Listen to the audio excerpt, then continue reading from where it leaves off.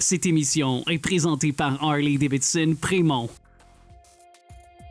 Merci d'être là avec cette toute nouvelle édition. Content de vous accueillir donc pour votre information.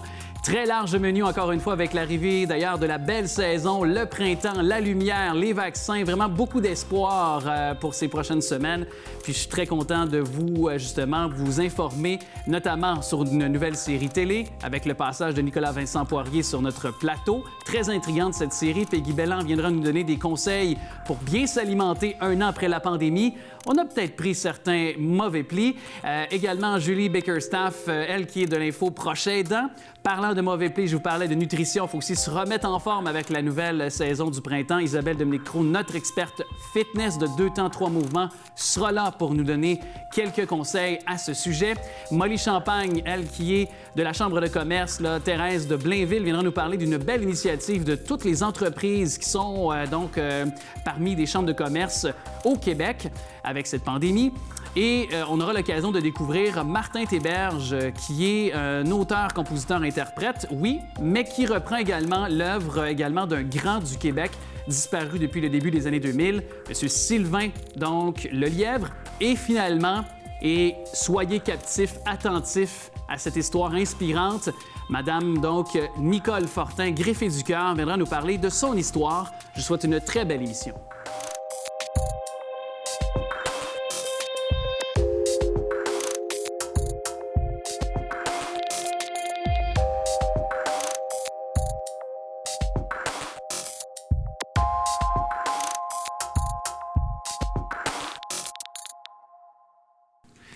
Je suis très content de l'accueillir, puis peut-être que vous aviez eu vent de ce qu'il fait comme matériel musical, parce que quand même significatif, gros buzz que sa vidéo et sa version de Daniel Balavoine, évidemment, popularisée au Québec par Marie-Denise Pelletier, là, tous les cris, les SOS, que ça avait eu un succès retentissant sur les médias sociaux.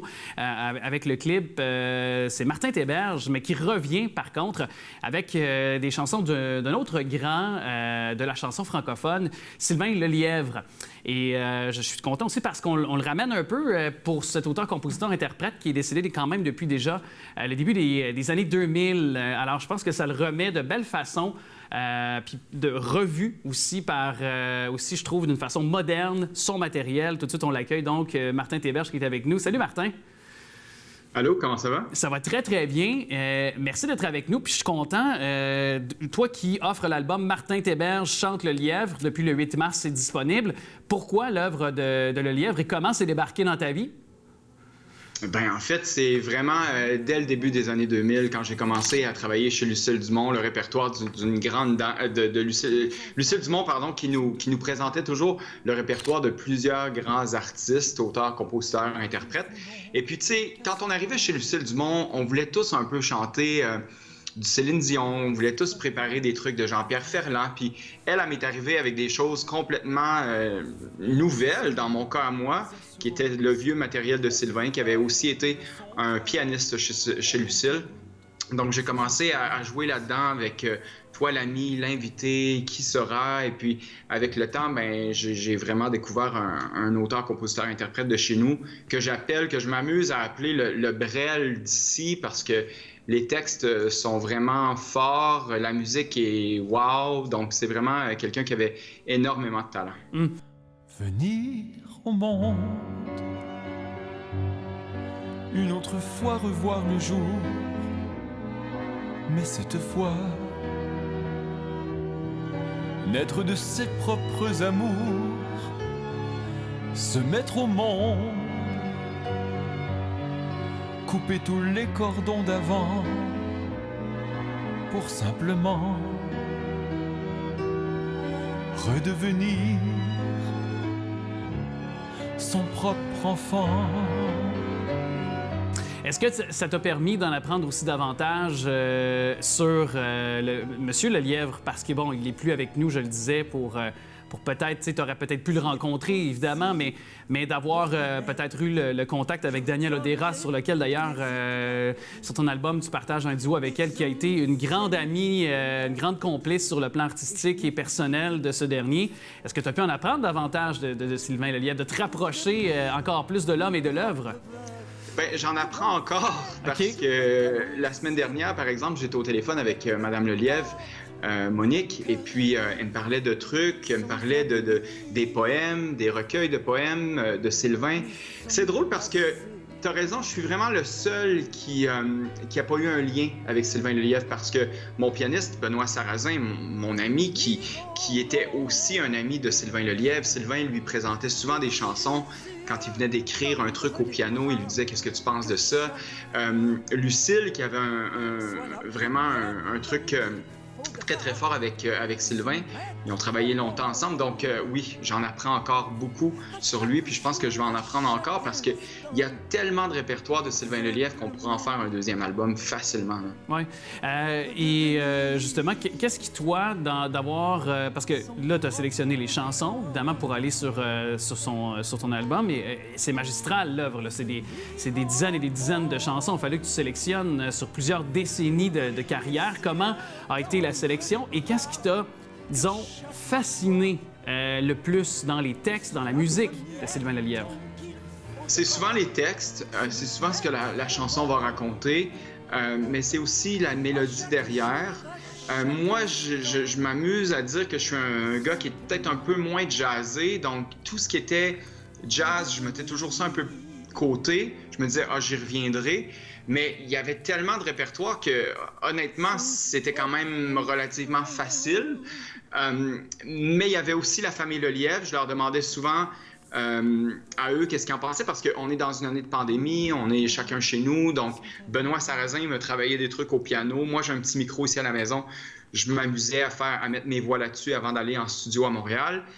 Puis souvent, j'allais sur les médias sociaux, puis je l'envoyais directement à Éric, son fils, ou à Monique. Je leur disais, qu'est-ce que vous pensez de ça? Puis ça a vraiment commencé comme ça. Et d'ailleurs, Madame Lelièvre m'a aussi fait découvrir des chansons comme Tôt ou tard, que je connaissais pas, et qui est d'ailleurs une chanson qui me touche beaucoup parce que ça nous dit, ça dit dans la chanson les océans en plastique, ça parle vraiment de ce qu'on vit actuellement, tu sais. Ou même comme la chanson Qu'est-ce qu'on a fait de nos rêves, qui commence avec on rêvait de changer le monde, et c'est le monde qui nous a changé.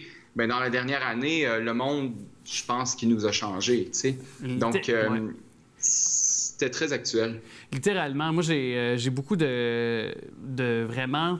Pour l'œuvre au complet de Sylvain Lelièvre, beaucoup de respect puis aussi beaucoup d'amour. Des chansons comme Petit Matin, Marie-Hélène, qui sont peut-être un petit peu plus populaires en termes de succès commercial ou de portée commerciale. Mais ce sont encore des chansons qui sont dignes d'intérêt, celles que tu as mentionnées également, qui sont incontournables de son répertoire. Et toi qui, donc maintenant, on se comprend, c'est, bon, la reprise des spectacles, mais graduellement, sous certaines restrictions, considérations qu'on doit pour le spectateur et pour l'artiste que tu es aussi, pouvoir conjuguer sur la scène autant que dans la salle. Donc, j'y reviens pour le spectateur. Mais comment crois-tu l'orienter, ce matériel-là? Est-ce que tu comptes le présenter éventuellement dans les prochains mois là, avec cette reprise qu'on connaît actuellement un peu partout au Québec des spectacles, finalement? Ben, c'est certain que c'est drôle parce que j'y pensais justement ce matin. Je voyais sur les médias sociaux Mario Pelcha qui repart en tournée. Puis moi, ma rentrée montréalaise ou ma première montréalaise était le 10 septembre. C'est encore le 10 septembre. Mais est-ce que ça va être une salle pleine ou une salle à moitié vide à cause de la COVID? Bien, si c'est pour être une salle à moitié vide, je pense que je préfère attendre parce que je veux essayer de faire découvrir ça à beaucoup de gens. Je ne veux pas que ce soit 50% de la salle ou des trucs comme ça. En même temps, il y a toujours le côté budgétaire. Il faut en parler, malheureusement. Donc, ça fait beaucoup de musiciens, beaucoup de techniciens, beaucoup de préparation, beaucoup de mise en scène. Donc, ça me donne encore le temps de me préparer. Puis, d'ici la reprise des spectacles, qui, dans mon cas, sera probablement en 22, à l'hiver prochain, bien, je vais continuer à vous préparer des vidéos comme le 25, là, dans quelques jours, je vais justement être à Montréal pour tourner 2 vidéoclips sur les chansons de Lelièvre. Puis je veux continuer à faire mon même processus que l'an dernier, une chanson, un vidéoclip, une chanson, un vidéoclip, parce que ça a eu énormément de succès, comme on l'a dit avec tous les cris SOS. Et puis, tu sais, j'en ai encore là, d'autres chansons qui sont prêtes. J'ai du matériel, il s'en est passé des choses dans la dernière année, donc j'ai plein de trucs à venir. Puis moi, j'ai essayé vraiment de frapper sur la francophonie internationale parce que je me suis dit, bon, il y a des francophones ici, mais Sylvain Lelièvre, ce serait le fun que ce soit connu aussi à Madagascar, que ce soit connu je sais pas, au Congo, par exemple. Tu sais, avec la portée des médias maintenant, on est capable de vraiment focusser sur des gens ailleurs que chez nous. Donc, c'est ce que j'ai envie de faire, essayer de le faire découvrir. Eh bien, moi, j'ai envie, bien entendu, j'ai envie que les gens découvrent ton album aussi. Moi, c'est ce que j'ai envie également avec Martin Théberge, Chante le lièvre, qui est disponible depuis le 8 mars partout. Un grand merci de nous avoir parlé, Martin Théberge, et beaucoup de succès avec cet album. Merci beaucoup, mon ami. À très bientôt.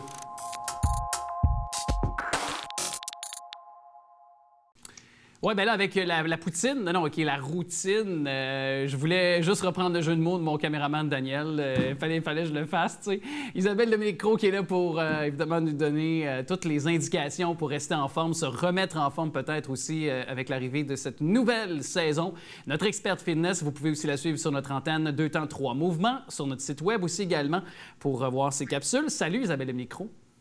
Salut Alex, comment ça va? Ça va bien? Hey, j'ai recommencé à courir de façon, disons, plus assidue avec l'arrivée du printemps. Là, je me sens bien, c'est le cas de le dire. Ça fait du bien. Je pense que tout le monde, on avait besoin de ça. Pour revenir à ta petite blague avec Dan, Dan est excellent dans les jeux de mots, alors c'est sûr que c'est rigolo.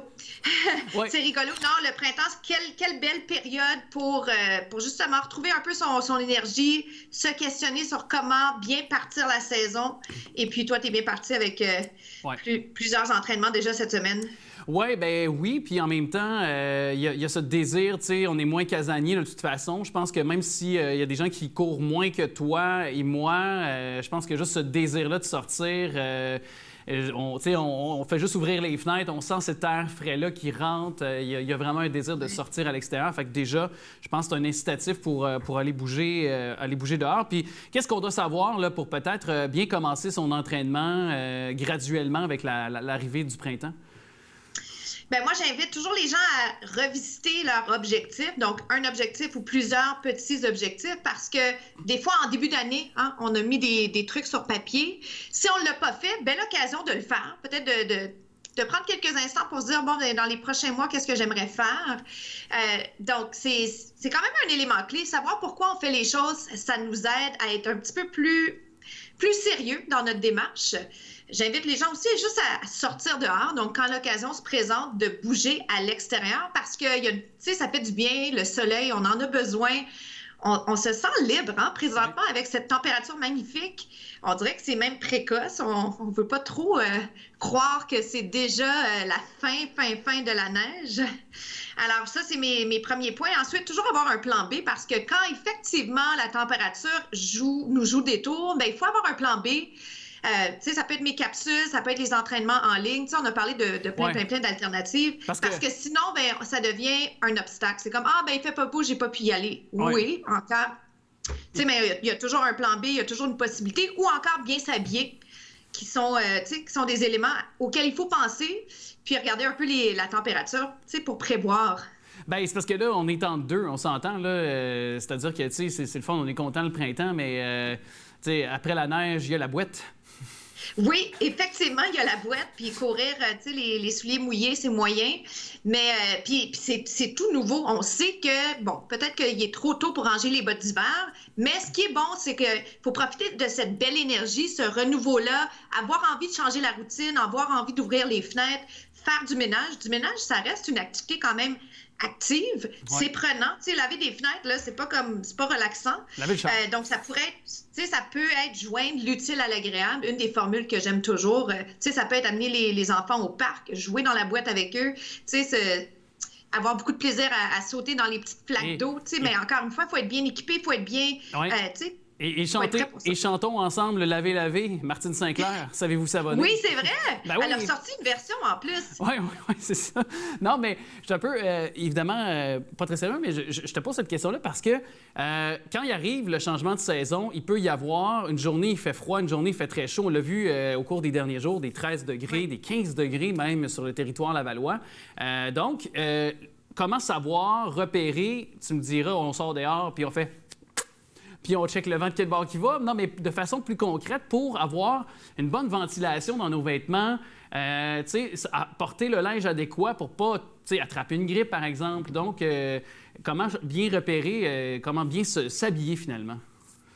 Ben oui, ça aussi, c'est une excellente question et ça pourrait également faire un sujet un petit peu plus long, mais en quelques mots, ça serait l'idée d'avoir des vêtements qui respirent bien, mais le fameux concept layering, c'est-à-dire en mettre un petit peu plus au départ pour permettre aux muscles de s'échauffer, au corps de s'échauffer, puis pour pas avoir envie de revenir à la maison 5 minutes plus tard, parce que des fois, c'est dans les premières minutes que ça, même que je dirais, c'est effectivement dans les premières secondes, dans les minutes que ça se joue, c'est juste avant de sortir, on est comme, j'en ai-tu envie, puis c'est là qu'il faut comme, c'est l'habitude qui s'installe, puis on le fait, puis là, on part, puis on est content, puis ça se fait tout seul. Puis après, c'est tellement, tellement agréable. Donc, quelque chose qu'on peut se mettre autour de la tête. Tu sais, on est choyé. Il y a plein de magasins en ligne, en personne. Il y a des magasins qui sont spécialisés. Il y a des magasins qui sont des magasins où on peut acheter des trucs pas trop chers. Alors, je pense qu'on peut trouver. Puis maintenant, on peut même acheter, presque neuf usagés. Alors, l'idée, c'est de éliminer tous les obstacles possibles. Trouver comment... Tu sais, moi, je suis quelqu'un qui n'a pas très chaud. Tu sais... J'ai pas besoin d'avoir immensément chaud pour partir le bal. J'aime mieux être un petit peu plus froid que chaud. Alors moi, faut se connaître un peu. Ouais. Alors, tu sais, des fois, on en met un peu plus. Les premières fois, puis après ça, on découvre rapidement qu'en fait, on se sent beaucoup plus libre, plus léger. Ouais. Et c'est dans les tissus aussi. Parce que tu viens qu'à te connaître, tu sais, comme moi, j'ai pas l'apparence, mais je suis comme chez Weber. Je suis comme un gros truck diesel. Ça y prend du temps à partir, mais un coup, c'est parti, tasse-toi, mon oncle, passe ça, il va à ta barouette. Ouais. Tassez-vous. Oui, mais c'est ça. Non, mais il y a un site que je me suis fait... je ne sais pas si tu connais le site La Dernière Chasse. C'est des rabais... Ça me dit quelque chose, c'est des amis qui m'en ont parlé, oui. C'est des rabais, dans le fond, justement, du linge de sport, autant d'hiver que, de toute saison. Et on se rend là-dessus, c'est de 40 à 75 % de rabais sur, finalement, des manteaux, donc des Bermudas, par exemple, des shorts, finalement, pour courir. Donc, oui. Est-ce que ce genre de truc-là, ça vaut vraiment la peine ou on est mieux d'y aller avec vraiment des vêtements qui sont dans des boutiques spécialisées, disons-le, qui sont neufs avec le nouveau modèle, ou ça peut être efficace quand même?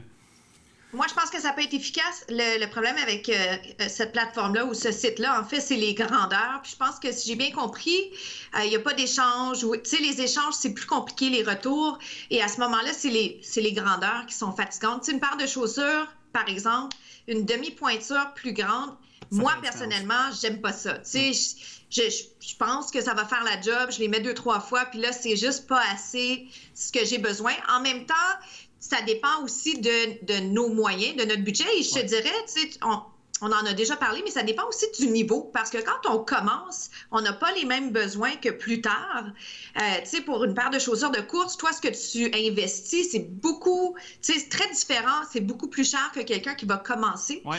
Et ça, il faut le tenir tu sais, il faut tenir compte de ça, vraiment. Ça. Ben oui, parce que je viens de m'acheter je te le disais avant d'ouvrir notre conversation, et c'est là-dessus que je vais compléter, mais j'ai payé 200 $ mes souliers nouveau modèle Adidas, mais justement, moi, j'ai trouvé ma bonne grandeur. Avant, je mettais des 9, mais là, je mets des 8,5. Mes souliers de course, c'est des 8,5, mais mes souliers normaux, là, dans la vie de tous les jours, c'est des 9. Ouais. Mais pour la course, c'est 8,5. Donc, tu as tout à fait raison en disant que ça fait la différence. Et c'est important de se tourner vers une experte comme toi. D'ailleurs, ton site Internet, on va le mentionner en terminant. Oui. Ben oui, isabelledominiquecroc.ca. Et j'encourage aussi les gens à penser qualité versus quantité. Tu sais, plutôt que d'acheter 3 paires, t'es pas trop sûr, t'en achètes une, comme la tienne. D'ailleurs, il faudrait qu'on plug une photo parce qu'ils sont magnifiques, ces chaussures-là. Et en plus, ils font courir plus vite. Ça tombe bien. Je suis pas sûr de ça, mais les gars, je te reconfirmerai ça dans une couple de semaines. Allez, un grand merci, Isabelle Dominique-Croc. Merci à toi, Alex.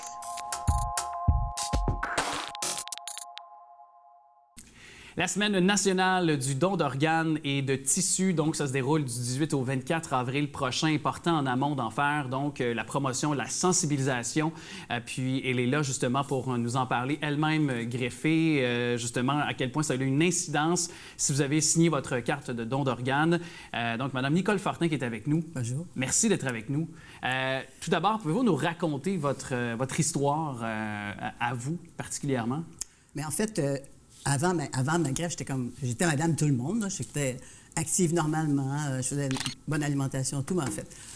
En 2007, je suis allée en voyage, mais ça peut arriver n'importe où. J'ai attrapé un virus qui s'est attaqué à mon cœur, mais c'est après un petit bout de temps avec les médecins le découvrent. Ça a commencé insidieusement par, mettons, comme c'était en octobre 2007. Fait qu'après ça, en décembre, j'ai été obligée d'être hospitalisée parce que j'ai fait comme une édème. J'étais pleine d'eau, puis bon. Puis au fil des ans, pas au fil des ans, au fil des mois, ma condition physique s'est détériorée. C'est détérioré, mais à un moment donné, à ce point que, à partir du mois d'avril, mettons, à toutes les fins de semaine, j'étais à l'urgence, puis j'apportais même mon oreiller pour être... Mais les médecins ne trouvaient pas, parce qu'il n'y avait pas de symptômes toujours pareils. C'était asymptomatique. Je faisais de l'arythmie, de la tachycardie. Alors, plusieurs complications, mais on n'arrive pas à faire le diagnostic. Non, c'est ça, parce qu'il n'y a pas... C'est pas... pour avoir une maladie, c'est toujours les mêmes symptômes, c'est toujours les mêmes choses, mais moi, c'était tout puis rien. Là. OK. Fait que ça a pris du temps avant qu'ils trouvent... Puis à un moment donné, comme j'ai fait beaucoup de séjours, les fins de semaine à l'hôpital, il y a un médecin, à un moment donné, un urgentiste qui m'a dit « Ah, vous êtes encore là? » Je dis « Ben oui. » Fait que là, il dit « On va vous garder, on va investiguer, on va trouver. » Fait que là, j'ai fait plein de tests, puis là, c'est ça, ils ont découvert que mon cœur est en train de mourir, là, en train de... Donc, heureusement, dans un sens, on a trouvé le tout à temps, au bon moment, mais à ce moment-là, en découle de trouver un cœur qui peut être disponible. Donc, quelqu'un qui décède et dont les organes peuvent servir. Et pour vous, comment ça s'est passé? Comment on en arrive à se faire greffer le processus et à trouver un cœur disponible? Parce que c'est pas évident, évidemment. Là. C'est pas comme aller au magasin et prendre quelque chose sur une tablette, finalement. Là. Non, mais c'est ça. Mais à partir du moment où j'ai été diagnostiqué qu'il y a un virus qui est en train de détruire mon cœur, là, après... On n'arrive pas sur la liste de greffe comme ça. Ça prend beaucoup de temps parce qu'il y a beaucoup de personnes en attente. Fait qu'il faut que notre santé soit suffisamment mal en point pour arriver à la liste pour se faire inscrire. Mais avant ça, il faut passer un bilan physique, mental. Il ne faut pas avoir d'autres maladies. Il faut quand même être relativement en forme pour subir une grosse chirurgie comme ça. Fait que c'est un peu comme une course à obstacles. À chaque fois, tu es comme « Ah, je l'ai tué. Puis là, à un moment donné, on arrive à la liste. Au moment, oui. Sur la liste, mais là, on est priorisé. Numéro 1, 2, 3, 4, là, mais... Fait que finalement, Donc là, à un moment donné, vous êtes... Donc, il y a un espace-temps qui fait en sorte que vous vous retrouvez sur la liste. Il arrive un donneur. Est-ce qu'on doit être compatible pour un cœur? Est-ce que c'est comme certains, comme un rein, par exemple? Je sais qu'il faut qu'il y ait une compatibilité. Est-ce que c'est le cas pour le cœur également? Oui. Donc, à ce moment-là, est-ce que ça se fait comme des fois, il y a des histoires qui nous sont relatées, on est chez soi, puis on reçoit un appel, tout de suite, on doit se diriger à l'hôpital. Est-ce que ça a été un peu ce même genre d'histoire-là pour vous? Oui, c'était même un petit peu plus, là, parce que quand on a un PAGET, quand on est sur la liste, on a un PAGET, il faut qu'on reste à 1 kilomètre dans le centre hospitalier? De l'Institut de cardiologie, Okay. mettons, parce que moi, c'était là. Mais ça faisait comme depuis janvier que j'attendais. Puis une fin de semaine, l'été, il faisait beau. Fait que j'ai demandé à mon cardiologue, est-ce que je peux aller dans le nord? J'aimerais ça profiter du soleil un peu la fin de semaine. Fait que, manque de chance, il me page le samedi midi. La journée. La seule journée. Fait que là, c'est ça, la panique, là. Je disais, qu'est-ce que je fais? Je m'en viens, vous envoyez une ambulance, en tout cas. Fait que l'ambulance est arrivée, mais tard, parce qu'il cherchait. C'est comme un peu dans la forêt, là, dans le bois. Oui. Et là, donc, vous arrivez au centre de cardiologie, l'Institut de cardiologie. Là, est-ce que vous avez tout de suite là, un test? Est-ce que déjà, on sait que vous êtes compatible? Ils savent déjà, parce qu'ils ont déjà tous mes prélèvements sanguins, puis ils ont fait aussi sur la personne qui a décidé de constater au nom d'organes, ses analyses de tissu, puis la bonne grosseur, faut que ça... C'est comme un moteur, là, faut que ça rentre dans le corps. Ben oui, exact. Et donc, là, vous faites l'opération. Le tout se passe, j'imagine, à merveille, parce que vous êtes là encore pour nous en parler. Non? C'est pas... Non, ça ne devait pas, hein? Non, après la chirurgie, j'ai pris comme... Pendant la nuit, comme 25 livres, là. J'avais l'impression d'avoir survécu à un écrasement d'avion, vraiment. Là, je vomissais tout le temps. Mon Dieu, quelle idée... Je me suis même demandé quelle idée que j'ai eue. Ah oui? C'était tough les premiers mois, ça a été très difficile. Ah oui, est-ce que c'est de réapprendre à vivre? Est-ce qu'on a l'impression de pas avoir le même corps? Est-ce qu'on a l'impression quasiment, tu sais, parce qu'on a un nouveau cœur, est-ce qu'on a l'impression qu'on n'est plus la même personne? Ou, tu sais, non seulement parce que ce qu'on a vécu, c'est exceptionnel, mais en même temps, c'est le cœur de quelqu'un d'autre. Est-ce qu'on y pense à ça? Est-ce qu'on a cette pensée-là dans les mois qui suivent en se disant, tu sais, il faut que je réapprenne à vivre dans un autre corps ou dans une autre perspective aussi? Pas vraiment, parce que... J'étais content de l'avoir. C'est sûr que c'est le cas d'une autre personne, mais tant mieux si ça prolonge ma vie. Mais le point, c'était surtout que quand on est en attente, on n'a comme pas de vie. Ouais. On vit pas parce qu'on ne peut pas faire de projet. Comme on va-tu passer... tu sais, comme au mois d'août, le médecin m'avait dit... j'avais demandé, là. C'est comme ma date de péremption, m'avait dit janvier. Fait que là, janvier, ça vient vite, là. Fait que... On fait pas de projet. C'est comme, là, après ma greffe, j'avais appelé, mais je pense que j'ai un problème. Je suis pas capable de faire de projet. Je me vois pas dans l'avenir. Dans l'avenir, c'est ça. Et donc ça a pu remettre en tous les projets que vous aviez peut-être avant tout ça, ils sont revenus. Donc là, maintenant, vous mordez dans la vie. Oui. Vous êtes en pleine forme de plusieurs années plus tard. Oui. C'est visible.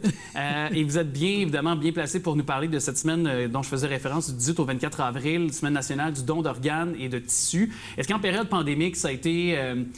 disons, plus difficile pour pouvoir faire, la promotion, mais aussi pour passer le mot qu'on a besoin de donneurs, parce qu'il y a encore 802 personnes qui sont sur la liste d'attente. Oui, c'est beaucoup. Moi, je pensais pas que c'était tant que ça. Je l'avais pas eu, la statistique, mais oui, sûrement que la COVID a eu une incidence, mais peut-être pas tant que ça, finalement. Là, mais il faut savoir aussi qu'il y a une personne sur 100 qui a signé sa carte qui meurt dans des conditions favorables pour mener à une greffe. Là. 100 personnes qui ont signé, il y en a une qui...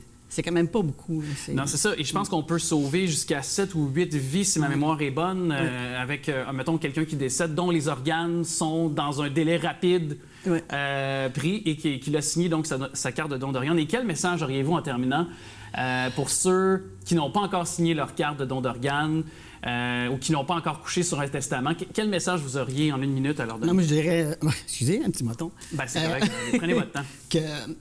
Il faut recycler aussi les êtres humains. Puis que si personne n'avait signé pour moi, je serais pas là pour vous en parler. Puis moi, j'encourage les gens à signer, puis, ou au moins s'inscrire sur le registre des dons d'organes avec la RMQ. J'imagine. Puis pour vous, ça fait toute la différence. Vous êtes merveilleuse, vous êtes lumineuse. Et les personnes de votre entourage ont la chance de vous avoir... Ben oui, moi aussi. Avec vous. Êtes-vous une grand-maman? Oui, oui en plus. De deux, c'est ça, ma petite fille a 16 ans, ma petit-fils a 12 ans. Hier, j'ai fait ma première randonnée de vélo, 50 km. Wow! 50 km de vélo, c'est beaucoup plus que moi. Je suis devenue encore plus sportive. Là. L'année passée, j'ai fait comme 3500 km. Là. Wow! Mais je fais de la voile, du golf. Fait que faut pas arrêter de bouger aussi, là, c'est important. Là. Bien, vous mordez dans la vie, vous êtes incroyable. Merci beaucoup, Mme Nicole Fortin, d'être venue nous en parler. Tous les liens pour pouvoir s'informer sur cette semaine nationale du don d'organes et de tissus qui se tient du 18 au 24 avril sont au bas de l'écran. Merci énormément de nous parler de votre histoire. Merci de l'invitation. C'est gentil.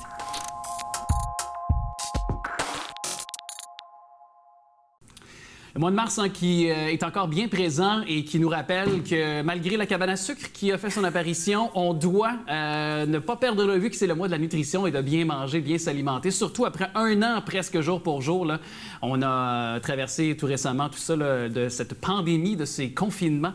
Puis pour nous en parler, c'est notre chroniqueuse bien-être. Salut! Salut, Alex! Hey, merci d'être là, Peggy Belland. Hey, c'est vraiment un plaisir. Puis oui, c'est le mois de la nutrition, Alex, puis je trouve qu'on n'en parle pas assez. Puis Isabelle Huot a pris ça en main. Elle a décidé de nous donner des trucs là, pour le mois de la nutrition en lien avec la santé mentale parce que ce qu'on mange, c'est ce qui nourrit notre corps. Donc, évidemment, ça a un lien avec notre esprit. Toi, est-ce que tu trouves que tu t'alimentes bien? Oui, vraiment bien. Moi, j'ai pas fait comme bon nombre de gens autour de moi, c'est-à-dire, tu sais, aller plus souvent à la SAQ pour avoir du vino, puis se griller, tu sais, de craft dinner ou de choses auxquelles, tu sais, pour trouver une espèce de réconfort, là. Au contraire, moi, je me suis garoché dans le sport, je me suis mis à courir, j'ai revu aussi un peu mon alimentation, mais je sais, puis ça a été sain. Tu sais, chacun a essayé de trouver son exutoire. Là, on peut pas en vouloir à personne, mais là, c'est parce que le 15-20 livres, pour certains, que tu as un an plus tard, en trop, là, tu veux le perdre. Donc là, c'est rendu difficile. Ça prend vraiment beaucoup de volonté. Par où commencer si quelqu'un, justement, qui est un petit peu ambitionné, puis qui regrette, puis qui veut peut-être là, se remettre en forme, puis mieux se nourrir? Toi, est-ce qu'il y a des conseils qu'elle nous donne, Isabelle? Oui, il y a des consignes, mais il y a aussi une consigne primordiale. C'est ma prochaine question que j'ai à te poser. Est-ce que tu manges à des heures régulières? Oui. Parce que la pandémie a quand même déréglé notre cycle. On est en télétravail. Puis Isabelle Huot, ce qu'elle dit, c'est que le garde-manger est plus accessible à la maison. On fait du télétravail, on a une petite gourmandise. On va peut-être aller chercher, un sac de chips au lieu de prendre une pomme ou une banane ou un yogourt. Toi, tu n'as pas eu de difficulté avec ça? Non, bien, je t'avouerais que que j'ai quelques fois eu effectivement des poutines où on s'accorde des privilèges, mais comme moi, parce que je me remettais en forme, parce que j'ai couru, parce que je me suis mis à courir en fou, là, des 10-15 km, donc régulièrement. Ce qui fait que j'avais pas de problème. Je me sentais pas mal de tricher ou de manger ma poutine par semaine ou de boire une bière. Fait que moi, de cet horizon-là, c'est pas du point de vue que quelqu'un qui a peut-être ambitionné puis qui lui, a peut-être pris trop souvent la poutine de trop, justement. Oui, fait que t'es équilibré. Ouais. Mais Isabelle nous donne quand même 4 trucs parce que c'est bien on peut penser bien se nourrir, mais les aliments qu'il faut privilégier vraiment pour optimiser son mental, là, il y a 4 catégories. Premièrement, bien, c'est évident, il faut consommer des fruits, des légumes, des grains entiers, des noix, de tout ce qui contient aussi là, les poissons, l'huile d'olive, les avocats. Donc, des études ont montré que ça a vraiment des effets protecteurs aussi pour les symptômes de la dépression. Je vais t'avouer que j'ai un petit peu de misère, là, tout ce qui est peut-être plus avocat, huile d'olive. Ouais. Bref, c'est vraiment privilégié. Ça vient vraiment optimiser nos neurones. Mais toi, est-ce que tu es... parce que toi, t'as clairement pas abusé de rien. C'est encore drôle. Ce que j'allais dire, c'est que moi, je ne suis pas une consommatrice d'alcool. Puis je pense qu'on en a parlé beaucoup. Oui, on en a parlé. Moi, le petit verre de vin, là, venait vraiment m'apaiser. J'ai réglé tout ça, ça va. Je sais pas pourquoi, là, la touche magique, pourquoi j'ai pas pris de poids. Aucune idée, mais c'est pas parce qu'on prend pas de poids qu'on n'est pas en santé, parce que je me sentais fatiguée. Moi, je mangeais à des heures irrégulières, donc je sentais vraiment là, que rendu à 3-4 heures dans l'après-midi, mon corps ne manquait d'énergie. Plus. Oui, il manquait des calories, il manquait d'énergie. Donc, souvent, on associe poids avec santé, mais je peux vous dire que ça n'a pas nécessairement là, un lien avec de la manière qu'on se sent là, physiquement. Le deuxième point, c'est fuir les aliments ultra transformés qui ont du mauvais gras puis beaucoup de sucre. Puis eux autres, ils augmentent le risque de la dépression. Là. Mais j'avoue que c'est facile de dire « je vais prendre une pizza congelée, je vais mettre ça dans le four. » mettre dans c'est ça, l'effet. Mais en même temps, tu sais, de savoir la traçabilité, de savoir ce qu'on mange. Tu as vu, évidemment, comme moi, qu'il y a beaucoup de gens qui se sont fait des jardins. Même si tu habites en ville, sur un balcon, tu peux quand même, dans des mini plates-bandes, tu sais, te faire dans une balconnière qu'on appelle planter des tomates, concombres. Moi, c'est ce que j'ai fait. Là, tu sais, j'habite dans un deuxième, j'ai un 3,5. Bravo! Mon balcon, je me suis planté 3 plants de tomates, 1 plant de concombre. Fait que, tu sais, j'ai fait mon mini agriculteur ou jardinier de moi-même, mais tu sais, juste de savoir ce que je mangeais, le plaisir d'avoir mes propres fruits, le fruit dans le contexte de la tomate et légumes, vraiment le goût était là, puis le sentiment de bien-être, tu sais, quand tu vas courir, puis après ça, tu manges une salade avec, par exemple, des tomates. Ça doit être incroyable. Moi, je suis aux fines herbes, là. C'est pour ça que je t'écoute, puis je suis impressionnée. Je sais pas pour les gens à la maison, là, mais moi... Je vais essayer ça. L'été arrive, donc j'avoue que c'est c'est ça, puis on est dans la période des semis présentement. Là. Fait que là, c'est le temps là, de partir vos semis, là, ou rendez-vous chez, par exemple, un des endroits, un centre, par exemple, de paysager ou peu importe, là, parce que, ou un mini truc où on vend des plantes, parce que c'est la pleine effervescence actuelle. Incroyable. Donc, on prend ça en note. Il y a aussi le tryptophane, qui c'est vraiment un terme. Ouais. C'est une acide aminé qui produit de la sérotonine. Et la sérotonine, c'est l'hormone de la bonne humeur qui agit sur nos neurotransmetteurs de l'humeur. Et on retrouve la tryptophane dans les viandes, maigres, la volaille, le poisson, les œufs, le lait et les noix. Donc, à consommer abondamment, là, ça va vraiment vous aider. Puis évidemment, bien, soigner notre microbiote, tout ce qui est en lien avec les intestins, donc les aliments riches en fibres, grains entiers, les légumineuses, les fruits et les légumes. Là. Fait que c'est vraiment les 4 aliments qu'il faut s'assurer avoir là, pour s'assurer une excellente santé mentale, on va dire ça comme ça. Et parce que là, avant de partir, avant de se quitter, je veux qu'on prenne le temps parce que tu es derrière le projet du Télédon.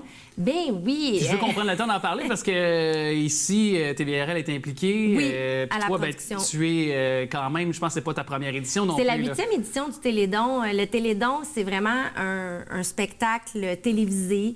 normalement d'une durée de 4 heures, animée par Isabelle Rasco, Mario Tessier, Emmanuel Auger et Derek Aucoin. J'ai toujours une petite pensée pour lui, là, à cause, bon, on sait, il est décédé. Il nous a quittés, malheureusement. Il nous a quittés trop vite. Ouais.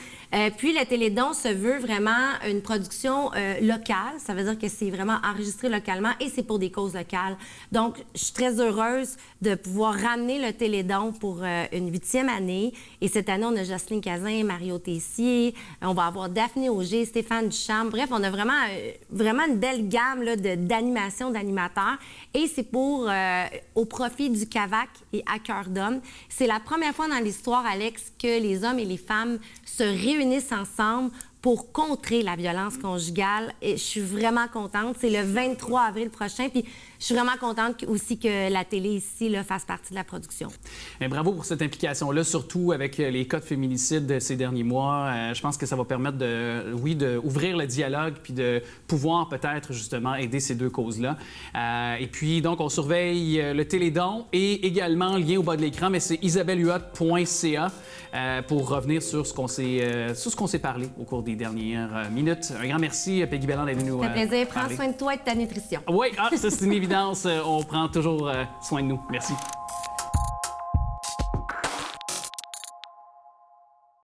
Avec Nicolas Vincent Poirier, on parle très souvent de cinéma, mais là, c'est plutôt de séries télé qu'on va bavarder avec ce dernier. Salut, mon cher. Salut, Alex. Content de renouer avec toi. Puis Raised by Wolves, donc élevé par les loups, c'en est la traduction rapide que je peux faire, mais quand même, série donc télévisée dramatique de science-fiction dont tu nous parles aujourd'hui. Tout à fait. C'est une série que j'ai adorée. Et tu sais, bon, maintenant, tous les gros blockbusters sont basés sur des choses qu'on connaît déjà, que ce soit des livres, d'autres films, des bandes dessinées. Et bon, c'est un peu la même chose pour beaucoup trop de séries télé également. Mais Raised by Wolves, c'est quelque chose de totalement original, basé sur l'imagination des scénaristes. Et justement, où est-ce qu'on nous amène dans cet imaginaire-là? On nous amène dans le futur. Je ne sais plus trop combien de centaines d'années dans le futur. La Terre a été détruite à cause d'une grosse guerre. Et on se retrouve sur une planète où deux androïdes... Sur Kepler 22b. Kepler 22b, une planète qui existe vraiment. Je pense qu'on peut... Bon, il y a même des possibilités pour qu'on puisse... à l'habiter là, quand dans la une technologie navette. va nous le permettre. Et ça va habiter probablement être là-bas. une fille de Joliette qui va guider le tout, comme actuellement sur Mars. Et ces androïdes-là qui arrivent sur cette planète ont des embryons humains et leur mission, c'est d'élever ces enfants-là sans aucune religion. Parce que la base de cette guerre-là sur la Terre, c'est une guerre de religion. Et ça Qui a mené à la fin de la Terre, finalement. qui a amené à, c'est ça, la destruction complète de la Terre. Et pour sauver l'humanité, quelqu'un a pensé à reprogrammer deux androïdes, les envoyer sur Kepler 22 pour élever des embryons humains qui vont élever, et puis pour que ces enfants-là soient une nouvelle version de l'humanité sans aucune religion, athée complètement. Être capable de régénérer donc de nouveaux humains, nouveaux peuples pour continuer la race humaine, finalement. Là. C'est ça. Okay. Mais évidemment, tout ne se passe pas si bien que ça. Sinon, 10 épisodes d'une heure chaque, ça serait très long. Exact. Est-ce que de se plonger dans un univers d'une autre planète, est-ce que ça passe souvent par des effets spéciaux? Ça passe souvent par des images qui nous laissent croire qu'on peut être sur une planète autre que la Terre. Est-ce que de ce côté-là, c'est crédible, c'est excellent? C'est très crédible parce qu'il y a des bons effets spéciaux, mais on joue pas trop là-dessus quand même. Ça a été tourné en Afrique du Sud, à Cape Town. Donc, ils ont trouvé l'endroit parfait qui peut ressembler à ce qu'on pourrait s'imaginer sur une planète, sur une autre planète. C'est parfait visuellement et surtout, l'acteur et l'actrice qui interprètent les deux androïdes, les deux personnages principaux, dans le fond, sont excellents. Vraiment, la série commence avec l'androïde homme qui se réveille, ils sont sur le bord de crasher, il crash sur la planète. Et là, il se réveille, il regarde l'androïde, l'autre androïde à côté, puis « Oh, mon programme me dit que je dois prendre soin de toi. OK, tu es mère. OK. » Et l'autre, la femme, « tu es père. » Ça fait que, ils ont tous les deux, ils s'appellent père et mère. Et c'est très intéressant comment ils vont élever ces enfants-là d'une part, mais aussi que la spiritualité donc, ça fait reste réfléchir. en nous, c'est- même ça- sans- OK. Donc, ça fait réfléchir. Il y a une courbe dramatique quand même à cette série-là, légèrement. Tout à fait, oui, parce que, bon, sur la planète va débarquer des personnes d'une autre... qui ont une religion, contrairement à eux qui sont complètement athées. Et cette religion-là, c'est le je ne vais pas le dire très bien, mais mitraïsme. Et bon, on peut penser que c'est une religion qui a été inventée pour les besoins de la série, mais non, c'est une vraie religion qui a existé dans le temps de l'Empire romain. OK. Et si le christianisme aurait eu certains problèmes ou n'aurait pas survécu, eh bien, le matrianisme, c'est une religion qui aurait pu prendre le dessus. Et ça, cette religion-là, c'est une religion qui, comme tu dis, qui a déjà existé. Est-ce que toi, en tant que mon preacher de film, tu connais cette religion-là? Je suis juste intrigué. Absolument pas. Absolument pas. Je trouvais ça comme particulier, Ouais. cette religion-là. Et puis là, bon, de fil en aiguille, j'apprends que c'est vraiment basé sur quelque chose de concret. Donc, il y a une recherche. Il y a une recherche. Puis, je disais que il y a des, dans le fond, producteurs, réalisateurs qui ont déjà travaillé avec, si je ne m'abuse, Denis Villeneuve aussi, je pense. Il y a certains... Oui, il y a eu Ridley Scott qui a fait Blade Runner. Et Ridley Scott est un des producteurs de la série, mais a aussi réalisé 3 épisodes. Et 3 autres des épisodes ont été réalisés par son fils, Luke Scott. Donc, tu sais, puis on sent vraiment un feeling un peu alien, tu sais, visuellement. Ouais. Là, il y a même... Est-ce que les codes, tu sais, dans les films de science-fiction, tu sais, comme Star Wars, par exemple, on a créé, tu sais, un Ewok qui ressemble à un Shih Tzu. Est-ce qu'on a créé aussi certains langages, parce qu'on est sur une autre planète, puis cette sorte de vêtements qui est rattaché, tu sais, un propre dialogue qui peut être rattaché sous toutes ses formes à cette série-là? Puis créer peut-être, tu sais, comme les Star Trek, les Trekkers, tu comprends ce que je veux dire? Le Klingon, puis tout ça. Est-ce qu'on pourrait créer ce même genre de buzz-là avec cette série-là? Je te dirais que, bon, je ne veux pas embarquer trop dans ce qui se passe pour ne pas révéler de punch, mais vraiment, c'est plus au niveau de peut-être leur look vestimentaire, parce que c'est carrément du survivalisme. Vivre dans un endroit totalement désert, C'est aride. sans vie, bon, on comprend que survivre là, c'est très difficile. Donc là-dessus, peut-être que dans les saisons à venir, parce que bon, il va y avoir une 2e saison et j'ai tellement hâte à la 2e, là, ça a passé tellement vite ces 10 heures-là. Alors, on peut faire du binge-watching, comme on dit en bon espagnol, tout à fait. et ça s'enfile très rapidement et simplement. Ben, c'est déjà tout le temps qu'on a. Mais cette série-là, donc, elle est sur HBO, je crois. Oui, HBO Max. HBO Max, Raised by Wolves, élevé par les loups. Alors, c'est la série qu'on doit surveiller, selon Nicolas Vincent Poirier. La série du moment, si vous êtes adepte en plus de science-fiction. Merci beaucoup d'être venu nous parler. Merci, Alex. Le rôle des proches aidants, on s'en est aperçu, a toujours été nécessaire, mais dans cette dernière année, d'ailleurs, tout récemment, on a traversé le 1 an de cette COVID qui a fait son apparition chez nous au Québec. Et c'est important de se rappeler justement que ces proches aidants sont encore là, sont là en soutien. Justement pour nos aînés notamment, et d'autres aussi qui sont peut-être plus vulnérables dans nos différents centres de soins de santé. Justement, elle est coordonnatrice du service Info Aidant, Mme Julie Bickerstaff, qui est avec nous. Merci d'être avec nous, Mme Bickerstaff. Merci à vous de l'invitation. Ça me fait très plaisir d'être avec vous. Évidemment, situation qui a été difficile pour autant les services de soins de santé, c'est-à-dire les infirmiers, les services de première ligne, pour les proches aidants également au cours de la dernière année. Je pense que les gens, après 1 an, après 12 mois dans cette COVID, peuvent comprendre un peu le portrait, mais quand même, je trouve ça important de le rappeler que les proches aidants sont toujours là au combat, sont toujours là pour soutenir leurs proches dans la plupart des cas. Est-ce qu'on a un peu, je dirais, abandonné les proches aidants, en quelque sorte, au cours des derniers mois, ou du moins, on ne les a pas assez bien soutenus? Ben, en fait, je vous dirais qu'au plus fort de la crise, au premier confinement, c'est clair que les proches aidants ont fait partie d'un des angles morts. Je pense qu'il y a eu plusieurs angles morts dans la gestion de cette crise-là, mais c'est clair que les proches aidants en ont fait partie d'un de ces angles morts-là. On n'avait pas pris la pleine mesure de leur implication. Notamment dans les milieux de vie, dans les milieux d'hébergement, où ils sont là, ils sont présents, ils sont là tous les jours. Ce ne sont pas que des visiteurs. Ils donnent des soins, ils soutiennent. Oui, ils soutiennent le personnel soignant, ils font la toilette de leurs proches, ils font nourrir leurs proches, ils apportent un réconfort. C'est eux qui maintiennent souvent en vie les capacités des personnes qui sont en déclin.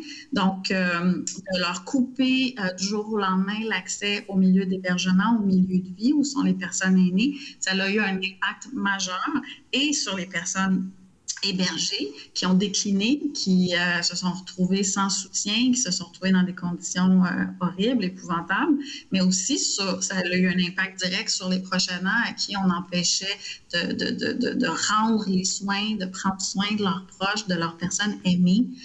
Ça a été déchirant, vraiment des moments déchirants pour les proches aidants. Et humainement aussi, très difficile pour eux. Puis d'ailleurs, dans certains cas, même dans beaucoup trop de cas, malheureusement, il y en a qui n'ont pas pu le dire un dernier au revoir à leurs parents, à leurs femmes, à leurs maris, dans beaucoup de cas, là. Oui, absolument. Des tragédies familiales, des tragédies humaines, des deuils extrêmement difficiles à faire, des deuils qui sont encore en suspens. On avait la journée de commémoration dernièrement. 10 000 familles là, au Québec là, ont perdu quelqu'un depuis la pandémie. C'est 10 000 familles, donc encore plus de gens que 10 000 personnes là, qui n'ont pas pu dire au revoir, n'ont pas pu voir le corps, n'ont pas pu avoir des funérailles dignes de ce nom, où on peut avoir le réconfort de nos proches, où on peut rendre hommage, où on peut avoir cette reconnaissance-là sociale, qu'on est en deuil et où il y a des gens pour nous manifester leur sympathie. Donc, des deuils en suspens, des deuils extrêmement compliqués. Oui, puis je lisais la statistique qui est énorme, mais plus de 90 % ce sont des décès, c'est des gens âgés de 70 ans et plus là, dans la dernière année, là, ce sont des années de 70 ans et plus. Alors, c'est là pour ajouter à ce que vous venez d'évoquer. On en est où présentement? Donc, 1 an plus tard, qu'est-ce qu'il reste à faire et on en est où pour les proches aidants? Qu'est-ce qu'il reste à faire pour améliorer les proches aidants, mais aussi améliorer ce qu'ils peuvent faire aussi auprès de leur famille puis des gens qui prennent soin aussi? Bien, tu sais, je vous dirais que la situation n'est pas la même pour un proche aidant qui est à domicile avec une personne en perte d'autonomie. Dans leur cas, l'isolement, le fait de ne pas pouvoir recevoir, des fois, ils vont se priver de recevoir de l'aide à domicile de peur de faire rentrer la COVID, de peur, tu sais, c'est encore présent. Donc, tu sais, de pouvoir offrir du soutien à domicile pour les proches aidants, pouvoir leur offrir du répit en respectant les consignes sanitaires, mais ça, c'est important. Tout l'aspect vaccination, nous, au service Info-Aidant, dans les dernières semaines, beaucoup de nos appels, c'est des proches aidants qui accompagnent des personnes et qui comprennent pas toujours les consignes sanitaires. Même s'il y a des assouplissements dans certaines régions, ça devient extrêmement compliqué de décortiquer qu'est-ce que j'ai le droit de faire dans la zone orange, qu'est-ce que j'ai pas le droit de faire, parce que moi, je suis en zone rouge, mais mon proche aidé est en zone orange. Est-ce que je peux aller quand même le visiter? Il y a eu beaucoup d'anxiété, d'inquiétude par rapport au couvre-feu. Donc, moi, j'aide mon père à se coucher le soir, à prendre ses médicaments. C'est moi qui vais chez lui le soir pour m'assurer qu'il prenne bien sa médication. Là, le couvre-feu, est-ce que je vais me faire arrêter, même si j'ai une lettre du médecin qui dit que je suis proche aidant, est-ce que la sécurité publique va le reconnaître? Donc, il y avait beaucoup d'inquiétudes de cette nature-là parce qu'il y a tellement de couches de consignes sanitaires que le citoyen moyen a de la misère à s'y retrouver. Nous, on est des professionnels, on est là-dedans tous les jours, on décortique chacun des tableaux du ministère de la Santé, puis on décortique chacune des consignes. Et pour nous-mêmes qui avons des diplômes universitaires, c'est compliqué. Alors, imaginons le citoyen moyen. Il nous reste peu de temps, Mme Bickerstaff, mais je veux quand même qu'on prenne un 60 secondes à 90 secondes pour qu'on puisse juste repréciser ce que InfoAidant, le service InfoAidant peut faire pour aider autant les proches aidants peuvent aider la population en général pour avoir des questions, des réponses. Alors, je voudrais qu'on prenne ce moment-là pour le faire. Bien, merci de me donner l'opportunité de le faire. Donc, le service InfoAidant, c'est une ligne d'écoute, d'information et de référence qui est spécialisée pour les proches aidants, qui est disponible de 8h à 8h, 7 jours sur 7. Donc, c'est un service qui a une large couverture. On est à la grandeur du Québec et dans le fond, notre équipe, ce sont des professionnels de la relation d'aide. Alors, oui, ils peuvent écouter la détresse des gens, ils peuvent les aider justement à comprendre toute cette complexité-là des consignes sanitaires. Ils peuvent les référer vers des ressources dans leur région, près de chez eux, qui peuvent venir les soutenir, leur offrir du répit, du soutien. Donc, c'est vraiment un service spécialisé pour les prochaines. Oui, il y a un service essentiel, j'ajouterais aussi, c'est clair dans mon esprit. Merci beaucoup, Mme Julie Bickerstaff, donc coordonnatrice du service InfoAidant. Tous les liens sont au bas de l'écran au moment de se parler. Et on se souhaite le retour avec les vaccins, la lumière au bout du tunnel. Là, j'espère qu'on y est là, en ce moment-là. On se le souhaite tous. Merci beaucoup. Merci à vous.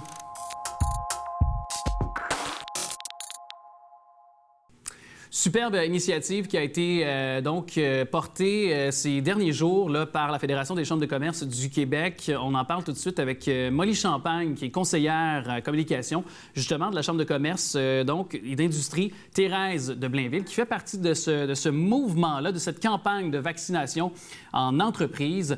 Molly Champagne, merci d'être avec nous. Ça fait plaisir. Et donc, tout d'abord, comment est née et comment se décline cette campagne de vaccination en entreprise pour vous, là, la Fédération des chambres de commerce, et peut-être plus aussi concrètement pour vous à la Chambre de commerce et d'industrie de Thérèse de Blainville? En fait, c'est une initiative qui est née conjointement de la Fédération des chambres de commerce du Québec et du ministère de la Santé et des Services sociaux. Donc, la Fédération des chambres de commerce, là, vraiment a chapeauté l'opération et a fait le lien entre le ministère et les chambres de commerce partout à travers la province. Et nous, les chambres de commerce sur le terrain, on a fait le lien avec nos entreprises, donc pour les solliciter, pour les informer et pour qu'ils aillent s'inscrire justement, manifester leur intérêt pour accueillir une campagne de vaccination. OK. Et cette réponse de la part des chambres de commerce partout à travers le Québec, est-ce que ça a été de façon... ça a été concluant, ça a été positif? Oui, ça a vraiment été... il y a plus de 750 entreprises à travers la province là, qui ont levé la main, dont certaines entreprises aussi qui ont plusieurs sites à offrir. Dans les Laurentides, on parle d'environ 80 entreprises et dans la région de Laval spécifiquement, on parle d'une vingtaine d'entreprises. Okay, donc, les entreprises privées ont vraiment répondu présentes pour la campagne. À la demande. Et comment ça va se passer concrètement? Donc, j'imagine le ministère de la Santé, le gouvernement du Québec va acheminer les vaccins dans les différentes entreprises qui ont accepté. Si on fait un peu le modus operandi là, sur le terrain, là, comment ça va se passer là, pour les différents sites? C'est une bonne question. Dans le fond, les prochaines étapes, là, le ministère a vraiment repris le dossier. Donc, la Fédération des chambres de commerce, là, vendredi dernier, a vraiment remis tout ça au ministère. Le formulaire du côté de la Fédération est maintenant fermé. Donc, si on est une entreprise qu'on n'avait pas rempli là, le questionnaire et qu'on veut lever la main, bien, il faut aller sur le site du gouvernement qui est vaccinationenentreprise.com, tout simplement. Donc, à ce moment-là, on continue de recueillir les entreprises qui sont intéressées. Les 750 entreprises qui ont rempli le formulaire vont être contactées par le ministère. Puis ensuite, on va voir à établir 20 à 50 pôles de vaccination à travers la province. Okay. Donc là, c'est de trouver des entreprises qui ont assez d'espace. Donc, on parle de 10 000 pieds carrés et plus, et qui s'engagent à vacciner là, de mai à juin entre 15 et 25 000 personnes. OK. Donc, c'est quand même massif. C'est un effort de guerre, là, vraiment, là, on peut l'appeler comme ça. Donc, de 15 à 25 000 personnes, et ça va être assez rapide, là. Les pôles de vaccination vont être désignés début avril, donc dans environ moins d'un mois. Puis, ça devrait prendre forme en mai, là. Donc, en mai, on devrait commencer à vacciner. Les vaccins, évidemment, vont être acheminés par le gouvernement. Et il y a une panoplie là, de corps de métier et d'étudiants qui auront le droit de vacciner, donc qui pourront recevoir la formation et qui pourront vacciner. Donc voilà, c'est un effort, puis tout le monde met la main à la pâte là, pour réussir à vacciner les 60 ans et moins. Donc à ce moment-là, ce sera les 60 ans et moins et on descendra là, dans les tranches d'âge. Oui, parce que c'est ça, l'objectif étant, selon les récents propos de M. Legault dans ses derniers points de presse, de vouloir voir la majorité d'ici la fête nationale, d'avoir au moins une première injection pour tous les Québécoises et les Québécois. Donc, ça prend ce genre d'initiative-là, justement, là, pour être capable de mener à bien cette opération-là. Et j'imagine, bon, évidemment, on veut rassurer les gens qui nous écoutent parce qu'il y a toujours quand même des personnes qui sont un peu, peut-être, craintives de se présenter dans certains lieux, peut-être qui, au premier abord, c'est pas un centre de santé, là, une entreprise, mais il faut quand même prendre en considération qu'il y aura plusieurs critères.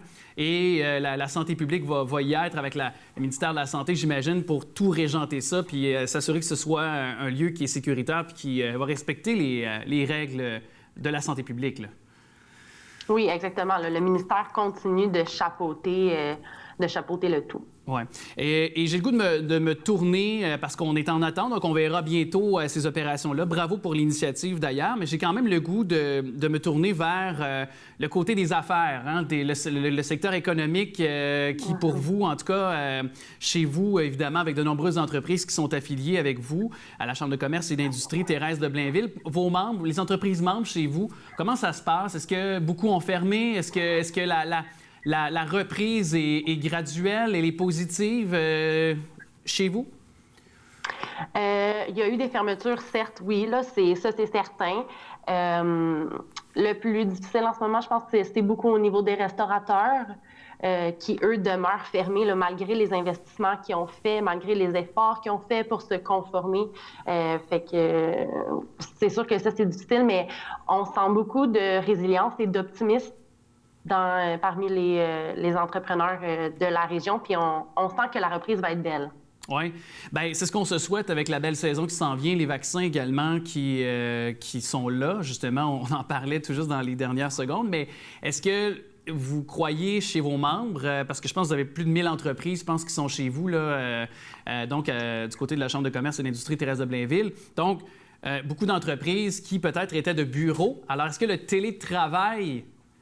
pour vous, c'est une tendance qui va demeurer au-delà de la pandémie parce que ça va peut-être réorganiser le travail, le quotidien des travailleurs et des travailleuses et même des entrepreneurs chez vous, là? Bien, définitivement. Je pense que c'est une tendance qui va rester. On le voit, ça a des inconvénients, mais ça a des avantages aussi. Ben vous-même... Presque partout à travers la province, on pourrait en jaser. Oui, bien c'est ça. Toi-même dans ta cuisine? Mais c'est ça. Oui. J'ai lavé mon frigo pour ton vous, frigo. Là. Vous voyez comme il shine? Oui, et vraiment, beau stainless d'ailleurs. Mais est-ce que même pour toi qui est en télétravail, est-ce que tu y vois des avantages sur le plan? Je me pose la question plus personnelle, mais est-ce qu'on veut demeurer en télétravail ou... Bien, je pense qu'on veut un bel hybride. Je pense que c'est ce qu'on souhaite pour l'avenir. On ne veut pas être forcé de rester à la maison, mais ça peut avoir des beaux avantages, que ce soit pour la famille ou la belle flexibilité que ça apporte. Fait que je pense qu'on se souhaite un hybride. Oui. Peut-être éviter le trafic qui est toujours aussi... Ben oui, définitivement. Puis réduire nos pleins d'essence, réduire les coûts... Personne ne va dire non à ça. Mais on veut voir du monde. On veut y aller des fois au bureau. Ben oui, c'est sûr, réduire On veut jaser à machine à café. On veut jaser à machine à café, hein? Les small talk. Il y a pas grand monde ici à machine à café. C'est ça, les small talk de machine à café, la productivité que ça a, là. C'est incroyable. Hey, merci beaucoup de nous avoir parlé. Ça a été hyper agréable. Bravo pour cette initiative à nouveau. Vous avez été parmi les leaders de ce mouvement-là. Je réitère l'invitation aux gens d'être attentifs à ce dossier-là. Molly Champagne, conseillère communication, Chambre de commerce et d'industrie Thérèse de Blainville, merci beaucoup de nous avoir parlé. Merci à vous.